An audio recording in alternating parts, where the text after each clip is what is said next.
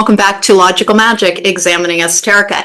Hey guys, today I have a really quick episode for you, and this time I genuinely mean it. I want to keep this around 15 minutes to talk to you about the importance of taking care of yourself and paying attention to something called burnout in our spiritual journeys. Now, burnout is present in all walks of life. We see it professionally a great deal, but there is a lot of burnout present within spiritual awakening. It manifests quite frequently as really, really deep and resonating fatigue. So if you've been feeling that sometimes, that incredibly draining feeling that can come along with our spiritual journeys, with doing our shadow work, with tapping into the information that we need to achieve our best timelines within this lifetime, which is what our shadow work healing helps us do. That is one of the things that we have to pay attention to is burnout. So before I get started, you can find me at therisingmoon.com to book me for a tarot card reading or a life coaching session. And in life coaching sessions, I either help you achieve your goals or I help you work on some issues with healing, with chakras, with removing your blockages and changing your mindsets as well. And you can find me at my Patreon. You can also find me at Chromecast at The Rising Moon, which is where the video versions of these particular discussions and interviews go up. And that's it for the housekeeping. So guys, burnout. One of the things you have to remember is that it's never a personal judgment. It's not that you're doing something wrong. It's just that we have a finite amount of energy. And almost everything that we interact with in our 3D world demands energy from us. And so it's almost like we're constantly interacting with forms of energy vampires. But it's not a sinister thing. The winter season is one of the best seasons to kind of cope with, deal with, and pay attention to the concept of burnout, where we're trying to shore up our energy for the coming year. The winter is the perfect time for a restive season. Now, I have people in other hemispheres. I have people in Australia and New Zealand. And what you want to do at this particular month is go back and check out the Manifestations for Spring episode that I did. I did an episode on Magic for Spring because you're going to be in a different season. It doesn't mean that the seasonal information won't hold true for you, just that your seasons are reversed to mine, and so you want to pay attention to your cycles. And that's really what we're talking about. Is one of the easiest ways to accelerate our healing is to pay attention to the earthly cycles that we are a part of. Just like we have circadian rhythms when it comes to our sleeping, we do have energetic rhythms that come along with our ability to give, our ability to heal, our ability to discern. One of the things that you have to remember is that our ability to discern, our ability to have our psychic powers, to have our intuition online, is actually very natural. It's a very natural part of us. It is actually one of our senses, and some people can develop it more than others. I went into that in the last podcast that I did. And it's not an issue of somebody being better. It's just that we all come with different gifts. So some people are going to be more gifted in that area. But the first thing to remember when it comes to burnout is that healing takes so much energy. And we don't think of it that way. We think of healing as making things better. It is. But the focus of our energy goes into tearing down the things that aren't working within us and rebuilding it. And that takes an enormous amount of healing energy, and it's called emotional labor. And so if you've been doing a lot of emotional labor in your spiritual awakening, where you're confronting the things that we all have a tendency to be in denial about something. And it's never a personal insult if you're told you're working on something like potentially greed or potentially envy. It's not about a character flaw. It's about the fears that are engendered within us from a society. Most people who are always grasping are not actually greedy. They're afraid. They feel insecure within this world. They think they need more and more to shore up their personal safety because they're seeking it from an external source rather than an internal source. And when we heal, we are seeking our feeling of safety and security in this world from an internal source, knowing that whatever comes along, we will be able to meet the challenges and the difficult times of that particular moment. But some people put it in an exterior category, which they have very little control over, and then it begins to manifest as frustration, as greed and envy. And I'll give you an example, because I always try to use myself as an example, because there's nothing it doesn't make you flawed. It makes you human when you struggle with these things. I would have told you, no, I don't really suffer from envy. Maybe when I was a much younger woman, and that was based in insecurity, which is usually what's happening when we're judging another person's appearance in comparison to ours and that thing. But our society encourages that. But I would have told you for a very long time, it's like, oh no, I don't have envy. I don't have envy. I don't have envy. And then I noticed something. I kept getting an envy card and an envy card and an envy card in my daily draws. And I was like, what in the world am I envious about? And I realized it was because of my I basically am an orphan in most capacities. Both my parents were only children. They're both incredibly toxic people. Unfortunately, my half-brother is also a very toxic person, although he means well. He means well, he's simply not super well. And in fact has stage 4 renal cancer. So he is also simply not well. And we have a tendency to, what other people have, it's not a question of saying you don't deserve it. It's saying, where's mine? And I realized that I avoided movies about families. I avoided books about families. That I avoided so much about families because I always thought it was kind of foreign land and I just didn't get it. And then I realized that when I kept getting that envy card and kept getting that envy card and kept getting that envy card, I almost always was reading for people who have these big families. It's like, oh, I guess I do have some envy around that. And I didn't judge myself for it. Just as we are never meant to judge another, don't judge yourself for whatever you're struggling with. You're just human. You're doing your best. Be kind to you. When it comes to burnout, the first thing to remember is that since we are trying to replenish our natural energies, to fuel our intuition, to guide our path, to help us manifest the life that we want, that the best thing to do is to step back from too much external influence.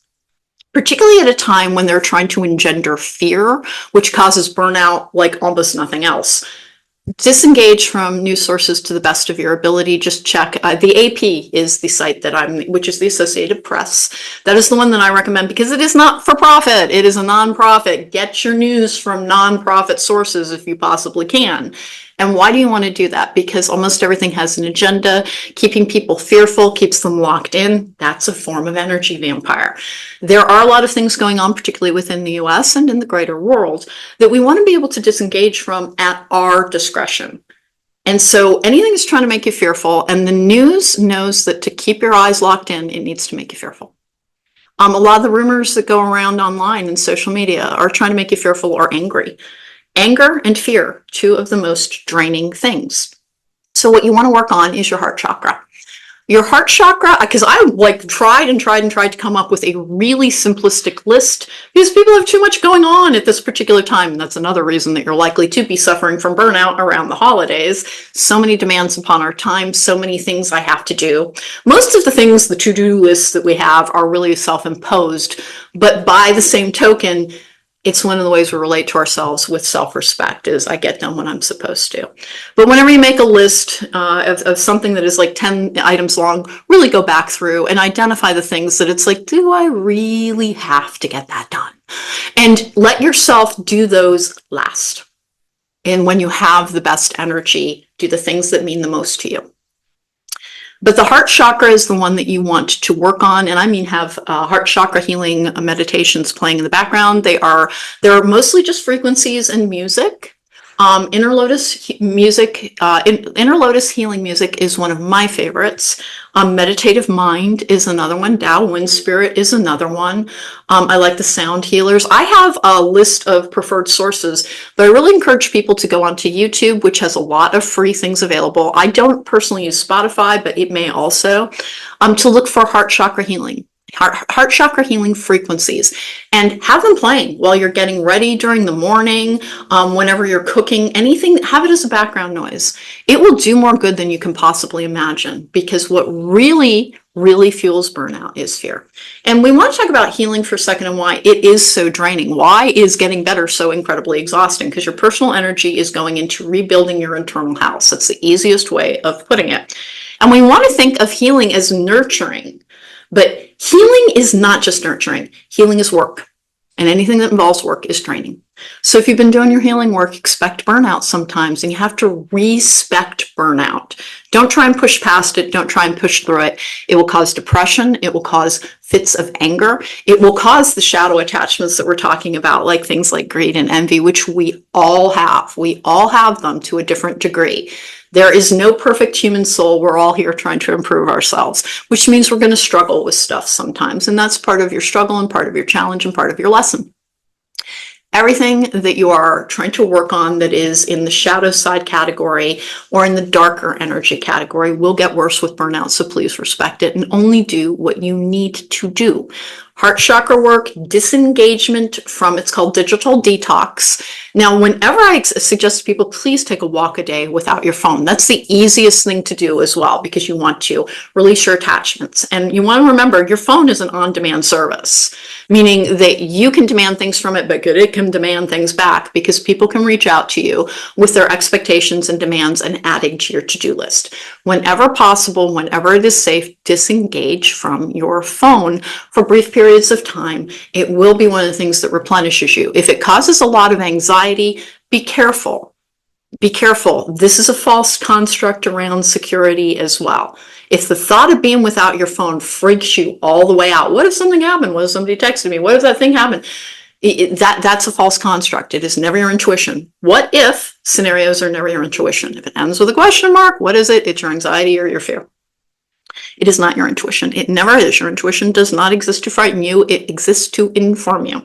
So heart chakra work is the best thing to do. Try and make sure that you are eating and drinking appropriately. Try to get at least 15 minutes of sun a day. Now, there is one thing I want to add, because I live in Southern California, so I hike and do all kinds of things. The winter does not hold us back. It's actually my most active time because I don't do well in the super hot sun.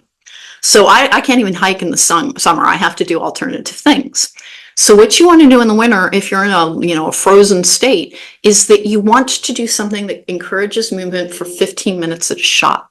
So if there's something that you like to watch, remember there are walking workouts on YouTube where there's somebody who's instructing you through it. Just pick short ones. That's all you have to do is get your energy flowing, which gets it to turn over, which is, by the way, one of the ways that you are a self-sustaining unit. That is one of the ways to recharge and replenish your energy. YouTube is the best source I know for free healing frequencies. Look for things that are also about recharging frequencies, positive energy frequencies. Do these things a lot during the winter, because the sunlight is, light is part of how we replenish things like vitamin D, which helps with anxiety. That's the same thing. By the way, a lot of adults have vitamin D deficiency, and I have to go sit in the sun every morning for about 15 minutes. And I didn't do it for a long time because I, didn't want sun damage. But I do it now before 10 a.m. in the morning, and that really helps with everything. Remember, our brains respond to light.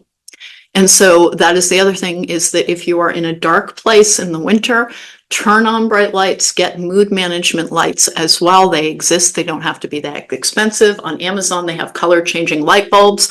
Put it to things like red for security. It will correspond to the chakras. And by the way, while we're talking about chakras, which is CHAKRA, which are the energy centers, it's literally, the word means wheel, along your spine, which is your energy meridian. Sometimes the root chakra, we're told to work on that for fearful things, and it can be true, but it's insecurity-based fear. If the world at large is in a very fearful place, then what you want to do is work on your heart chakra and then also on your root chakra. You can also do the heart-mind connection as well, which is another thing that's going to be available all over YouTube. You have to respect burnout. And please remember that whereas we do have free will, we also have fate involved in our lives. And your guides will block you if you are not taking good care of yourself. That'll usually manifest with physical illness, by the way. A lot of people get sick during the winter, not just because we're breathing recycled air, but because people deplete themselves and they don't replenish themselves adequately. And that's how we deal with burnout, is adequate replenishment, making sure that you're not overcommitting yourself, making sure that you don't prioritize socializing in a way about the approval of others. I need to go to this party. I need to do this. I need to buy this gift. Please remember that only you live in your skin. And if you feel wretched while you're doing all of these things, it's not worth it. The good opinion of others is not worth ruining your own health. So be careful with yourself. But also know that the concept of, I help people heal from trauma, particularly complex post-traumatic stress disorder, which is, it's wide and it's varied in the symptoms. And the reason that I do it is that really it had to be somebody who was suffering from it to understand it. So I engineered a manner of taking care of it, and I help people heal from that. But it is exhausting work. And it can go on for a while. If something took years to put in place, it might take years to dismantle. Be kind and gentle with yourself, and everything will go more quickly. Respect burnout, do not overcommit, and remember the single most important thing you can do is work on your heart chakra. Because that is where everything, our impulse for generosity, for kindness, for connection, for love, all of that comes from our heart chakra. For those of you who are also in the celestial and angelic practitioners sect, please remember the Archangel Raphael is the one that you want to invoke. And then I'm going to leave off with the last thing to help us prove. Don't overcommit. Work on your heart chakra. Make sure you get plenty of light. And then the other thing that you want to make sure that you are doing in order to kind of stave off or replenish after burnout is, how am I going to put this? I've spoken about the need to break routines because we want to disconnect from anything that is feeding into our energy, but also taking from it. And so breaking your routines is a very important thing. And I guess, why am I struggling so much to say this? It's because the best thing you can do is take a 2-week break from anything spiritual. It really genuinely is. The best thing that you can do is take a 2-week break from anything spiritual. You will miss it. You will want to get back to it. Give yourself a flippin' vacation. Give it from all of the chores around the you will get back to it. If it really is your priority, you will get back to it. If that sounds challenging, please remember we can switch dependencies onto other supportive structures. And some people are using spirituality as a supportive structure rather than building the supportive structure within. It's not an accusation. It's normal. All of the things I'm talking about are normal. So I'm going to start wrapping this up because burnout, that is the most, I didn't really know how to tell people, hey, you know how I'm always saying you got to meditate, you got to do this, you got to do that. Hey, the best thing you can do for burnout, which is a level of fatigue, of discouragement, of, there is one more thing I need you to know. If you're working on your heart chakra and you have repressed grief, it's going to come out. You're going to end up crying. Don't put energy into fighting your emotions, by the way. That is a key element in not suffering from burnout, is if you feel it, allow yourself to feel it. We actually exhaust ourselves trying to ignore it, trying to avoid negative emotions. Get it over with and you will feel better afterwards. It's a form of energy purging. So if you're working on your heart chakra and you're like, I did feel good, I did feel wonderful, and then I woke up the next day in a great mood, and then I ended up having the biggest energy crash, feeling like there was no reason to go on and crying like crazy. Recognize despair as an opportunity. It's getting something out of you. It's getting something out of you. For my fellow readers, you have to read reversals to be able to do the emotional subconscious work, in my experience. I genuinely don't understand not reading tarot in reverse. I don't get it. I know that Pamela Waite-Smith designed the deck without any reversal meanings. She created a tool that doesn't mean it's all it can be used for. And it turns out that it has a lot of applications in reverse, so I use it in reverse. The card for burnout is the Knight of Wands in reverse. The card for energy vampires is the 9 of Pentacles in reverse. The card for PTSD and CPTSD is the 9 of Wands in the upright. That is the Wounded Warrior card. Okay. So for my friends who do all of the tarot draws, trying to help them with their own healing path every day, those are the ones to look out for. And if you ignore the signs, it will get worse. But the most important thing you can do is to not overcommit your energy during a time when the earth itself is meant to be recuperating. So are you. And with that in mind, there will be no episode next week, which is Thanksgiving in the United States. But I will be back after that. If there are any upcoming breaks, I will always let you know beforehand.